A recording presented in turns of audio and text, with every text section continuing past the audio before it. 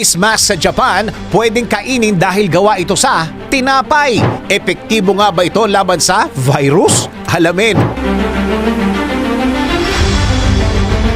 Gusto mo ba kainin ang face mask na ginagamit mo bilang proteksyon laban sa virus?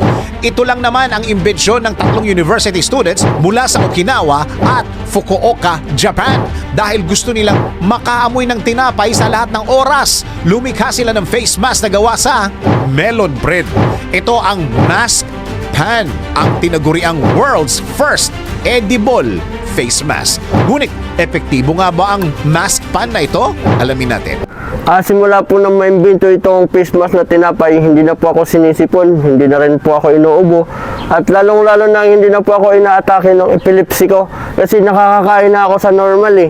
Pag nagugutom ako, kain kagad. So yun, baga grabe yung natitipid ko dito. Na tipid na rin sa mga maintenance kong gamot kasi yun nga, parang magaling na rin yung epilepsy ko eh.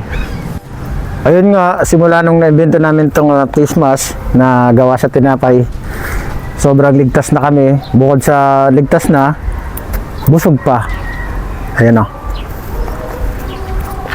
So, yun na nga, nung in-invento namin itong magkaklase na face mask na tinapay, kami ang pinagtatawanan namin mga klase at ng mga tao dahil sinabihan kami para daw kaming baliw.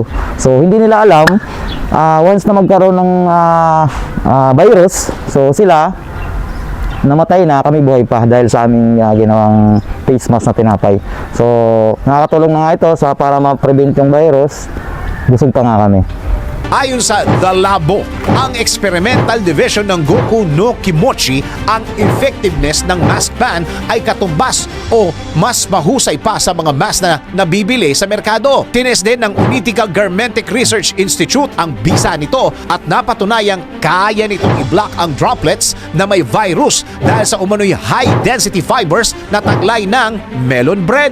Ngunit ayon sa mga eksperto, mababawasan ang performance ng mask pan kung kakainin ito mula sa loob.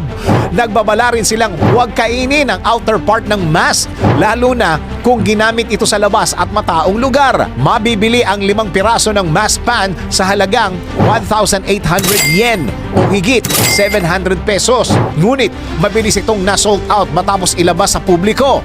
Ngunit kung ikaw ang tatanungin, susubukan mo bang gumamit ng mask na gawa sa tinapay? So, hindi po totoo yung mga naririnig yung hindi nakakain yung aming face mask, mga paninira lang yun. Ito, kahit 2 linggo na to, natapon sa basurahan, pinulot pa rin namin. Pwede pa talaga itong kainin. Ayun, ay kinakain ko kasi po gutom na rin naman ako. Okay siya, masarap siya.